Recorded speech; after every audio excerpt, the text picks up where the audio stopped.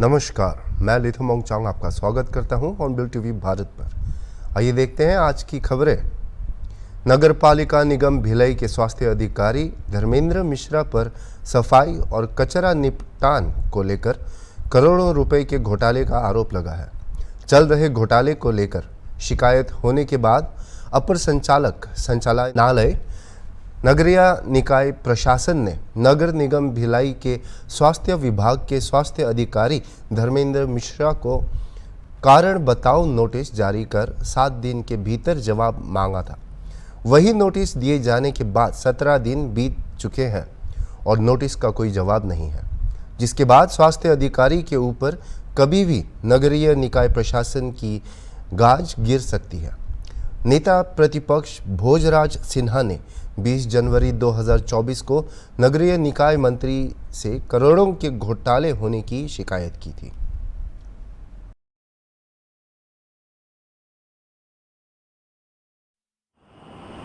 जैसे कि जानकारी में समाचार पत्रों के माध्यम से आप सबको भी अवगत है कि गत दिनों एक वीडियो कॉन्फ्रेंसिंग के माध्यम से डायरेक्टर सर ने एक बैठक की थी। उसमें उन्होंने SLMR सेंटर और डोर टू डोर कचरा कलेक्शन के बारे में जानकारी चाहिए गई थी। तो जो पत्र उनको कारण बताओ नोटिस मिला है, उसमें ये उल्लेखित किया गया है कि आपका जवाब संतोषप्रद नहीं है। केवल भिलाई नगर निगम स्वास्थ्य अधिकारी नहीं, पूरे प्रदेश के कोरबा नगर निगम, बिलासपुर नगर निगम, रायपुर नगर निगम, दुर्ग नगर निगम के स्वास्थ्य अधिकारियों को भी इस तरह का कारण बताओ नोटिस जारी किया गया है। निश्चित तौर पे हमारे स्वास्थ्य अधिकारी जो हैं वो उसका संतोषप्रद जवाब प्रस्तुत कर देंगे। एक तो 7 मई को दुर्ग जिले में मतदान होना था। शासन भी इस बात से अवगत है कि मतदान में पूरा प्रशासन लगा हुआ था। अब मतदान की प्रक्रिया समाप्त हो चुकी है 7 तारीख को, और उसके बाद फिर जो जवाब की कार्रवाई है वो की जा रही है। देखिए, मैंने किसी व्यक्ति विशेष के लिए शिकायत नहीं की। मैंने नगर निगम के स्वास्थ्य विभाग की शिकायत मेरे द्वारा की गई थी। 20 जनवरी सन 2024 को नगर निगम में सफाई के नाम पे हो रहे भ्रष्टाचार और जो कार्य के आधार पे जो लापरवाही की जा रही थी, जिससे नगर निगम को 5 करोड़ की सफाई की काम 50 करोड़ रुपए जाने के बाद में शहर में डेंगू और डायरिया जैसी स्थिति, और नगर निगम के सभी पार्षद, चाहे कांग्रेस के हो चाहे बीजेपी के हैं, उनके वार्ड में जहां 30 कर्मचारी 26 कर्मचारी देने की बात थी रेगुलर, और 4 एब्सेंट वाले मिलाकर के 2 सुपरवाइजर मिलाकर के जो एग्रीमेंट के तहत था वो एग्रीमेंट का पालन नहीं किया जा रहा था। सेग्रीगेशन प्लांट बंद था, कोई सेग्रीगेशन प्लांट बंद नहीं था।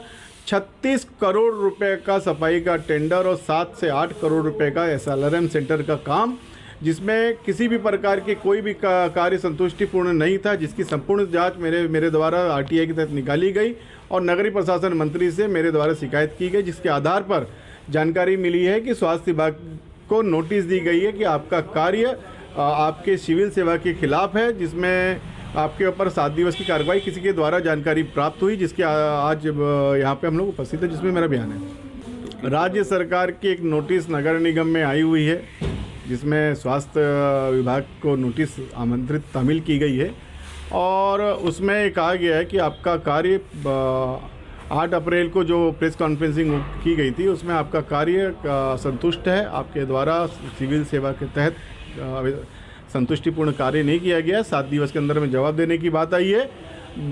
अब नगर निगम की जिम्मेदारी बनती है, हमारा जो काम है, हम विपक्ष के लोग हैं, हमारा जो काम है, हम दूध की तरह रहेंगे, एकदम नज़र बना कर रखे रहेंगे गिद्ध की स्तर पे। कोई भी किसी भी प्रकार की अब जो पूर्व में हुआ है वो अब नहीं होने देंगे, क्योंकि शहर में वास्तविक तौर पे जो भ्रष्टाचार हो रहा था उसको उजागर करने का कार्य विपक्ष के पार्षद और सभी पार्षद मिलकर करेंगे।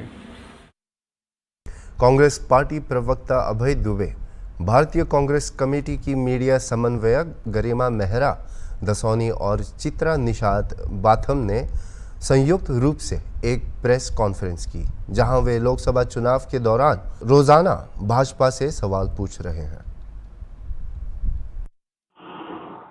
और आध्यात्म की राजधानी काशी को हम सब कांग्रेस पार्टी की ओर से नमन करते हैं। काशी इस सृष्टि की वो अलौकिक नगरी है जो प्रलय काल के दौरान भगवान शंकर के त्रिशूल पर धारण कर दी जाती है और सृष्टि काल के दौरान पुनः धरती पर अवतरित हो जाती है। उस अलौकिक भूमि को हम प्रणाम करते हैं और आपके स्मृति पटलों को चिन्हित कराना चाहते हैं कि ठीक 10 साल पहले आज से हमारे आज के देश के प्रधानमंत्री, जो उस समय प्रधानमंत्री पद के उम्मीदवार थे, काशी आए थे और उन्होंने सबसे पहला वक्तव्य नामांकन भरते हुए जो कहा था, वो कहा था कि मां गंगा ने मुझे बुलाया। उसके बाद प्रधानमंत्री जी ने काशी के लोगों से वादा किया कि काशी को मैं क्योटो बना दूंगा। उसके बाद हजारों नौजवानों को हजारों करोड़ रुपए के इन्वेस्टमेंट के एक पोर्ट का वादा प्रधानमंत्री जी ने किया। प्रधानमंत्री जी ने काशी के लोगों से कहा कि मैं बुनियादी सुविधाओं का एक जाल बिछा दूंगा। काशी के लोगों ने उन बातों को सुनकर अवसर प्रधानमंत्री जी को दिया। एक बार नहीं, 2 बार प्रधानमंत्री जी को।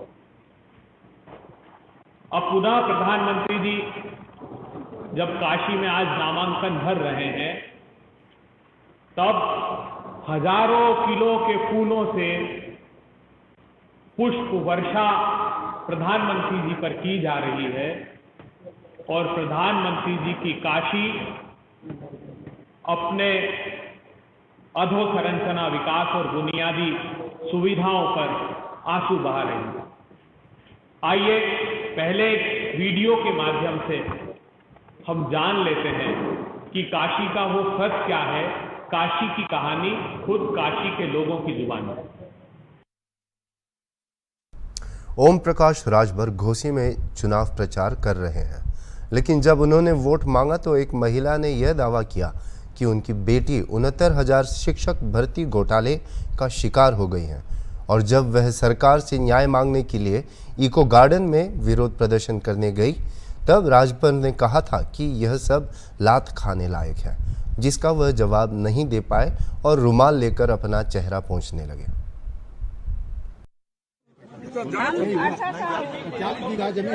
शिक्षा का भर्ती की, जो कि हम बहुत चिंतित रहते हैं इस सरकार से, बीजेपी सरकार से, जो कि जी ने लिस्ट निकाल कर बच्चों को लाने का पकड़ा दिया है। बच्चे जो है धरना 7 दिन से दिए, इको गार्डन में से भूखे प्यासे जाते थे और उन लोगों को पुलिस को लगाकर उन लोगों को बस में भरवा दिया जाता था।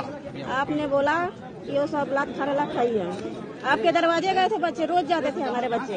हम लोग जो भी कहते हैं खाना बना कर खिलाते हैं, क्या हम अपने बच्चों का दर्द नहीं समझते? बिना गार्जियन के थे बच्चे।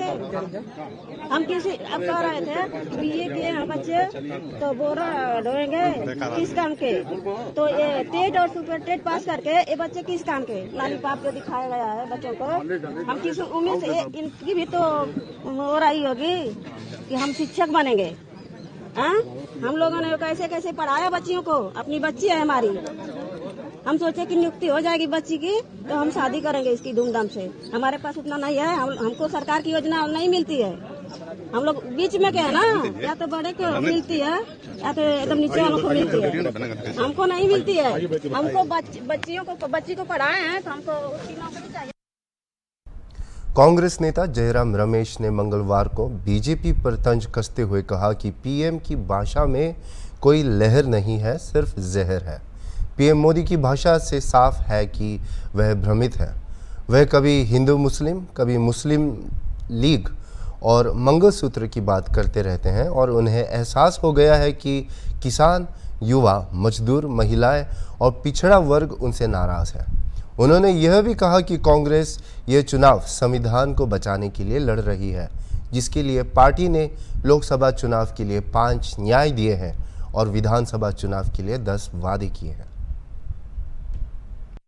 और राहुल जी हमारे नेता दोनों कह रहे हैं कि ये संविधान खतरे में है, लोकतंत्र खतरे में है, क्योंकि आज धनतंत्र चला रहा है सरकार को, लोकतंत्र नहीं चला रहा। तो इस संविधान को सुरक्षित रखने के लिए ये चुनाव हम लड़ रहे हैं। आप जानते हैं कांग्रेस पार्टी की ओर से लोकसभा चुनाव के लिए हमने 5 न्याय 25 गारंटियां दी हैं। नारी न्याय, युवा न्याय, किसान न्याय, श्रमिक न्याय और हिस्सेदारी न्याय। और विधानसभा चुनाव में हमारे पार्टी की ओर से अलग से हमने 10 गारंटियां दी हैं। हिंदी में हमने कहा है हाथ बदलेगा हालात, उड़िया में हमने कहा है हाथों बदलावे स्थिति। तो ये हमारा चुनाव अभियान है। एक तरफ प्रधानमंत्री की भाषा बिल्कुल साफ हो गया है कि वो भोखलाए हुए हैं, परेशानी में हैं। अभी अडानी अंबानी और टेम्पो की बात कर रहे हैं, कभी हिंदू मुसलमान की बात करते हैं, कभी मंगलसूत्र की बात करते हैं, मुस्लिम लीग की बात करते हैं। उनके भाषा में जो परेशानी हम देख रहे हैं वो जान गए हैं कि जनता उनसे नाराज है, किसान नाराज हैं, युवा नाराज हैं, श्रमिक नाराज हैं, महिलाएं नाराज हैं और पिछड़े वर्ग नाराज हैं। तो ये चुनाव हमारे लिए, हमारे लोकतंत्र के लिए अत्यंत महत्वपूर्ण है, क्योंकि पिछले 10 सालों में जो हमने देखा है हमारी अर्थव्यवस्था की स्थिति, हमारे राज्यों की स्थिति, इससे बिल्कुल साफ हो गया है कि बदलाव का वक्त अभी आ गया है। और देश में अलग अलग राज्यों में जमीनी स्तर पर हमारे बीजेपी या प्रधानमंत्री के पक्ष में कोई लहर नहीं दिखाई दे रही है, कोई ऐसा वेव नहीं है। प्रधानमंत्री के भाषा में सिर्फ जहर है, लहर नहीं, सिर्फ जहर। हरियाणा में 25 मई को लोकसभा के लिए मतदान होने हैं। ऐसे में सभी पार्टियों का चुनाव प्रचार चरम पर नजर आने लगा है।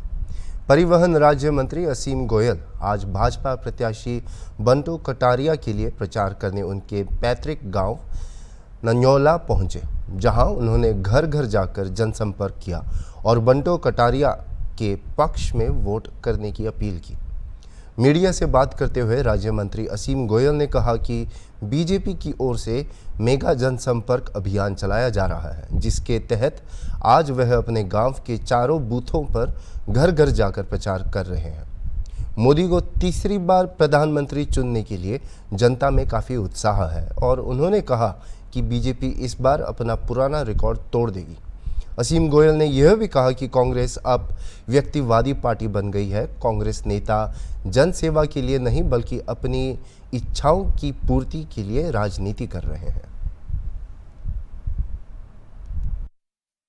एक महासंपर्क अभियान के नाते 11 और 12 तारीख को पार्टी ने डिसाइड किया कि पूरे देश भर के अंदर एक महासंपर्क अभियान होगा, क्योंकि मेरी ड्यूटी पानीपत और दिल्ली लगी हुई थी। मैं 11-12 को जनसंपर्क अभियान नहीं कर पाया। मेरी वोट आज भी नन्यौला गांव में है, तो इन चारों बूथों का हमने आज डोर टू डोर जो है आज करने का काम किया है। बहुत जोश है, ना केवल यहाँ बल्कि पूरे हरियाणा बल्कि पूरे भारत के अंदर। मोदी जी पिछली बार का अपना रिकॉर्ड तोड़ते हुए सीटों का तीसरी बार लोगों के आशीर्वाद से, लोगों के समर्थन से, प्यार से जो है सरकार बनाने जा रहे हैं और प्रचंड बहुमत के साथ मोदी जी इस देश का प्रधान सेवक बनेगा। मैं तो आपको पहले भी कह चुका हूँ, ये कांग्रेस अब व्यक्तिवादी कांग्रेस हो गई है और गुट की कांग्रेस हो गई है। कांग्रेस पहले एक जॉइंट परिवार जैसी थी, लेकिन अब बिखर बिखर के वो अलग अलग दुकानें जो हैं उसमें से निकल के लोगों ने अपनी बना ली हैं। कांग्रेस अब पार्टी नहीं है, एक व्यक्तियों का समूह केवल रह गई है और वो अपने अपने सत्ता की जो है अगर मैं कहूँ इच्छाओं को पूरा करने के लिए आज लोगों के बीच में है। कोई लोक सेवा के लिए कांग्रेस के लोग जो हैं लोगों के बीच में नहीं है। देखिए, हमारे तो माननीय मुख्यमंत्री जी ने कहा कि फ्लोर टेस्ट के लिए हम तैयार हैं। आप लिख के दें 30 लोगों की, कांग्रेस के 10 लोगों की दुष्यंत जी लिख के दें, हम फ्लोर टेस्ट के लिए तैयार हैं। सरकार पूर्णतः बहुमत में है, पूरा समय पूरा करेगी। कांग्रेस के मंसूबे और विपक्षियों के मंसूबे कभी कामयाब नहीं होंगे। ये जनता के आशीर्वाद से बनी हुई सरकार है और तीसरी बार ना केवल भारत में ना और बल्कि हरियाणा में भी इसी जन आशीर्वाद के नाते जो है सरकार बने। ये दावे सबको करने चाहिए, वो भी मैदान में है। सच्चाई जो है सारी 4 जून को सामने आई जाए। सोमवार को आई धूल भरी आंधी और बेमौसम बारिश के दौरान घाटकोपर में एक पेट्रोल पंप पर 100 फीट लंबा अवैध बिलबोर्ड गिरने से कम 14 लोगों की मौत हो गई और 74 लोग घायल हो गए। मुंबई पुलिस आयुक्त विवेक फणसलकर ने बिलबोर्ड लगाने के लिए जिम्मेदार पक्षों के खिलाफ कड़ी कार्रवाई का आश्वासन दिया है। लगभग 100 फुट लंबा यह होर्डिंग कथित तौर पर ईस्टर्न एक्सप्रेस हाईवे पर एक पेट्रोल पंप के बगल में स्थित था। बताया जाता है कि तेज़ हवाओं और थोड़ी देर की बारिश के कारण यह ढांचा उन पीड़ितों पर गिर गया जो अपने वाहनों में ईंधन भरवा रहे थे या पेट्रोल पंप पर शरण ले रहे थे। महाराष्ट्र के मुख्यमंत्री एकनाथ शिंदे ने घटनास्थल पर दौरा किया और पीड़ितों के परिजनों के लिए 5 लाख रुपए की अनुग्रह राशि की घोषणा की। इसके अतिरिक्त शिंदे ने मुंबई में सभी होर्डिंग्स के संरचनात्मक ऑडिट का आदेश दिया और अधिकारियों को ऐसी संरचनाओं को हटाने का निर्देश भी दिया जो अवैध या खतरनाक है। इस बीच होर्डिंग गिरने वाली जगह पर अभी भी बचाव कार्य जारी है। आपदा प्रतिक्रिया बल के इंस्पेक्टर गौरव चौहान ने कहा कि 53 कर्मियों सहित 2 टीमें हैं और वे पिछले 18 घंटों से इस ऑपरेशन को जारी रख रहे हैं। दुखद घटना के बाद एक बयान में बृहन मुंबई नगर निगम ने कहा कि विशाल होर्डिंग के निर्माण के लिए नागरिक निकाय द्वारा अनुमति नहीं दी गई थी। बीजेडी नेता वी.के. पांडियन ने 14 मई को एएनआई को दिए एक बयान में भाजपा की आलोचना करते हुए उसके नेताओं पर दिल्ली में उनके केंद्रीय नेतृत्व द्वारा नियंत्रित होने और ओडिशा के लोगों के हितों पर इस आलाकमान के प्रति अपनी निष्ठा को प्राथमिकता देने का आरोप लगाया। इसके अलावा उन्होंने जय पांडा पर निशाना साधते हुए आरोप लगाया कि पांडा मुख्यमंत्री नवीन पटनायक के स्वास्थ्य के बारे में गलत अफवाहें फैला रहे हैं। Of Odisha were waiting to hear from the 5 leaders because whatever information everyone got was that they are going to declare the chief minister face for the BJP. Entire Odisha was excited to see who is going to be the chief minister face for the national party. Everyone was expecting, and there was a news that it is going to be a woman face. So everyone was excited that who is going to face Naveen Babu. But it's so unfortunate. All these 5 leaders came. Apparently they all fought before coming to a consensus, so they couldn't declare the names. In fact, BJD has been demanding, challenging that come up with your CM face. They couldn't do it. Now they have proved yesterday that their remote control will be with Delhi, their high command. Their accountability will be for Delhi high command, not for the people of Odisha. Their commitment will be for the high command, not for the people of Odisha. And they will be controlled by Delhi, like the Congress government. So it's very unfortunate, not fair to impose somebody post-elections. If they are really serious about doing something for Odisha, they should get out of this Congress mentality of selecting CM candidate by the high command and show. You say that Naveen Babu has 24 years of anti-incumbency. Put somebody and show that here is the fresh face. Vote for him or vote for her. Then people of Odisha will decide what to do. Now it has become actually one-sided because only Naveen Babu is there. On the other side, there is nobody is there except false allegations, misinformation, and scandalous allegations like what Mr. Jayapanda told yesterday about the Honorable Chief Minister. In fact, he has been spreading this venom or rumors about Chief Minister's health from 2014-15 onwards. CM himself has mentioned in national interviews that he was the reason behind creating these health rumors. And many cabinet ministers from the Union Cabinet have told Honorable CM 2017-18 that Mr. Jayapanda has been spreading rumors about your health. Very unfortunate. A person who was seen as close to the Chief Minister at a personal level did this. So people of Odisha decided to pay back in the last Kendrapada elections. He lost with a huge margin. and I am sure that this time he has opened his mouth about deep fake video or AI video. People of Kendrapada will bless him with a bigger margin loss this time as well. I put this as a challenge to Mr. Jayapanda. Another second question is that, sir, the first phase election finished yesterday and 28 assembly and 4 Lok Sabha. How you see the result? As I have been always telling with conviction that Biju Janata Dal is sweeping the elections. Whether it is first phase, second phase, third phase, fourth phase, it's sweeping the elections. To be precise, in first phase, Biju Janata Dal is winning minimum 24 seats out of 28 seats. Last time we had got 20 seats. This time people ka josh, Naveen Babu ka wave is there. So we should be winning more than 24 seats out of 28 seats. In 2 seats, there is competition with Congress, and 1 seat it's competition with BJP. That's how it is. In the Lok Sabha? The Lok Sabha also we are going to do much better than last time. How will you win this seat? No, Lok Sabha is too huge to predict. But I will be precise in telling about Assembly. But now your campaign is going on everywhere, every constituency, and the roadshow is a massive roadshow. Is there any impact in these voters? We will get to know on June 4th why we should guess. The love and affection of people is something which is very humbling, very. It gives us a lot of confidence. People coming and waiting for hours in sun or leaving their work and standing in the road is something which is very humbling. It gives us strength to fight for the cause of Odisha. Bharat ने 13 मई को Iran में Chabahar बंदरगाह संचालन पर 10 वर्षों के लिए एक ऐतिहासिक दीर्घकालिक द्वीपक्षीय अनुबंध पर हस्ताक्षर किए। 10 साल का यह दीर्घकालिक पट्टा समझौता दोनों देशों के बीच द्विपक्षीय संबंधों को मजबूत करता है और व्यापारिक समुदायों के बीच विश्वास बढ़ाता है। यह परियोजना 2023 में ब्रिक्स शिखर सम्मेलन में के मौके पर जोहान्सबर्ग में ईरानी राष्ट्रपति इब्राहिम राइसी से पीएम मोदी की मुलाकात के बाद आई।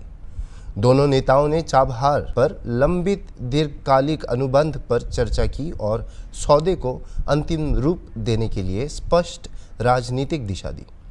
अब ईरान के साथ टकराव के बीच भारत ईरान प्रमुख समझौते से संयुक्त राज्य अमेरिका परेशान नजर आ रहा है।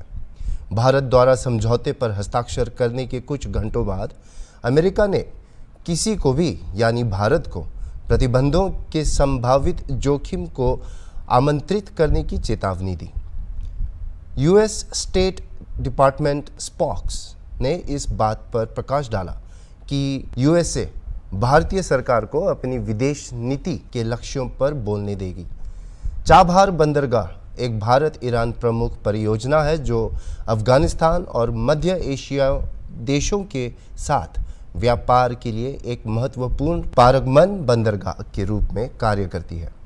भारत ईरान में चाबहार बंदरगाह के विकास और संचालन में एक प्रमुख खिलाड़ी रहा है। अभी के लिए इतना ही और खबरों के लिए देखते रहिए हॉर्नबिल टीवी।